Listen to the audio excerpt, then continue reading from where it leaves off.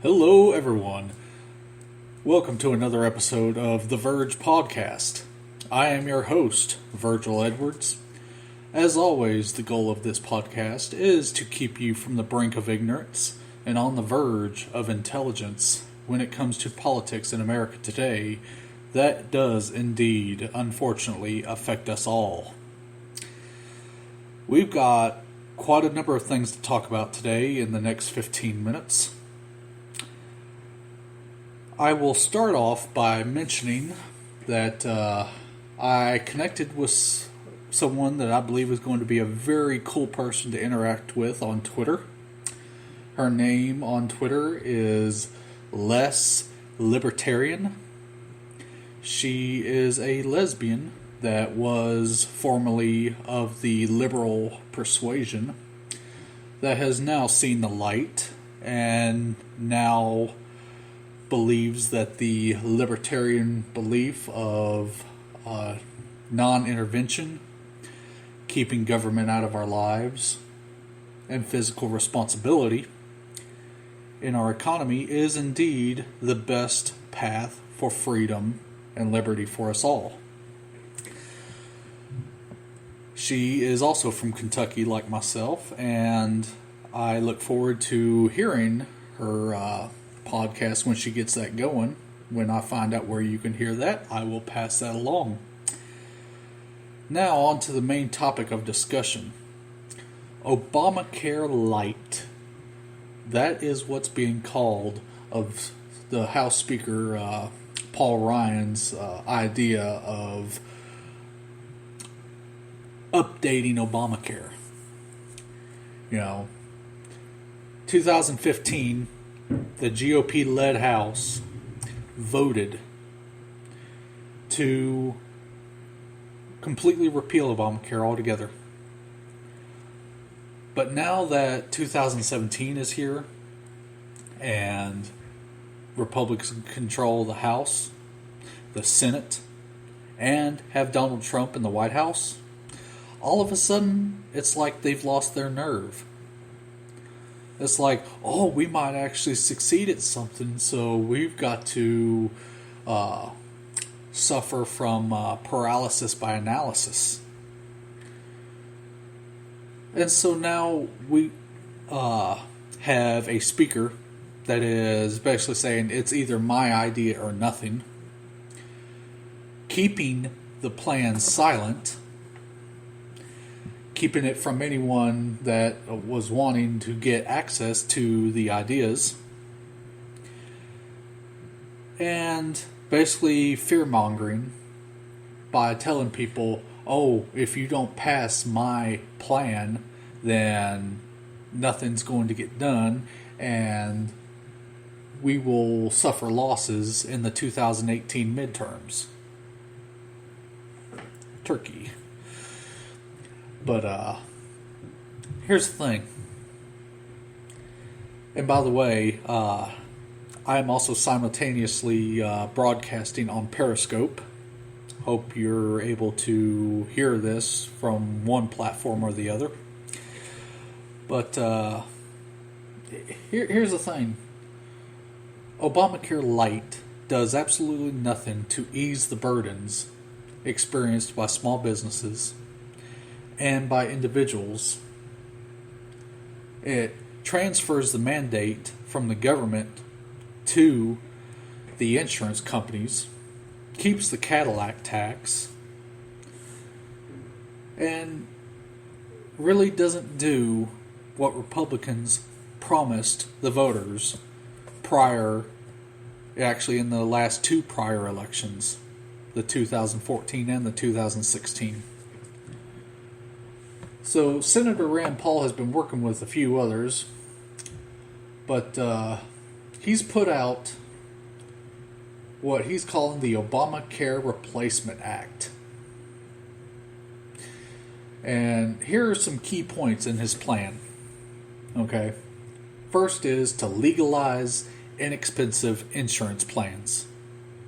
When Obamacare was passed, it basically created these mandates of what insurance had to possess in order to meet the new minimum standards. And this basically made it so that people that just wanted very basic health insurance, perhaps even just catastrophic plans, could not buy it. The ACA made it illegal. Hi, Greece. But anyway, that's what the ACA did. It made health insurance unaffordable. By removing these minimum standards, insurance companies will once again be able to legally offer very basic catastrophic insurance to young, healthy people that perhaps don't want to pay for a full-fledged insurance plan. If you go to the doctor maybe once or twice a year and you're responsible with your activities and have other means of insurance like auto insurance and stuff to cover accidents, then why should you have to pay, $200-$300 a month for a plan that you rarely ever use? It doesn't make any sense. So, legalize inexpensive insurance plans is the first bulletin of Dr. Rand Paul's plan to replace Obamacare. The second is to help people save to buy health insurance. Health savings accounts is the future of health insurance. People saving their own money for the sole purpose of applying towards their health care needs. So in this, it authorizes a tax credit up to $5,000 per taxpayer that can go towards their HSAs. It also removes the maximum allowable annual contribution limit to the HSA, so individuals can pour money into that account however much they want. And they should. It's their health savings account, so why would we put a limit on how much they can put into that? Makes perfect sense to me. It also allows the use of HSA funds for insurance premiums. Meaning, if you've got $5,000 in your HSA and you want to use that to pay for health insurance, why not? I mean, it's your money, it's health related, so why wouldn't you be allowed to use it? Makes, again, perfect sense to me. The fair tax treatment of health insurance. He says it equalizes the tax treatment of the purchase of health insurance for individuals and employers. By allowing individuals to deduct the cost of their health insurance from their income and payroll taxes, they will be empowered to purchase insurance independent of employment. We should be able to deduct our health insurance costs. I mean, why not? Help individuals join together to purchase insurance. It expands association health plans to allow small business owners and individuals to band together across state lines through their membership in a trade or professional association to purchase health coverage for their families and employees at a lower cost. In addition, the bill allows individuals to pull together through any organization to purchase insurance. These new pooling mechanisms increase the buying power of individuals and small businesses to decrease costs, increase administrative efficiencies, and protect individuals with pre-existing conditions by giving them access to the group market. One of the biggest things that liberals always cry about when people talk about repealing Obamacare is, what about people with pre-existing conditions? Okay, here's the thing. If we are a true compassionate nation, we will band together and find ways to voluntarily provide the level of care needed for these individuals with pre-existing conditions. We cannot use the force of government to take from others and call it compassion. Let's just call it what it is. It's the very definition of fascism. The combined power of government and corporatism. in this case government and health insurance companies. You know, people should be allowed to have a selection of insurance risk pools to choose from in order to spread their risk, reduce their costs, and make it so that if they do have to use the insurance for a claim, that they are less likely to see their premiums increase. Otherwise, what's the point? It's a lot like a lot of auto insurance companies. They will say, oh, we'll give you this premium, but if you raise a claim, then we're going to jack up your rates. But allow the purchase of insurance across state lines. You know, currently, if you live in Kentucky, you can't buy a plan that's in Indiana or in Tennessee, Ohio, Missouri, or anywhere else. You have to buy the plans that are available in Kentucky. That makes 0 sense. So yes, we should be allowed to purchase across state lines. State Medicaid flexibility provides states new flexibilities for Medicaid waivers for innovative state plan designs. You know, the very purpose of us having 50 separate states is so that states can compete in all metrics of our economy, taxations, education, whatnot. That's the purpose of states, to compete for citizens, to come up with a better way of doing things. Competition breeds innovation.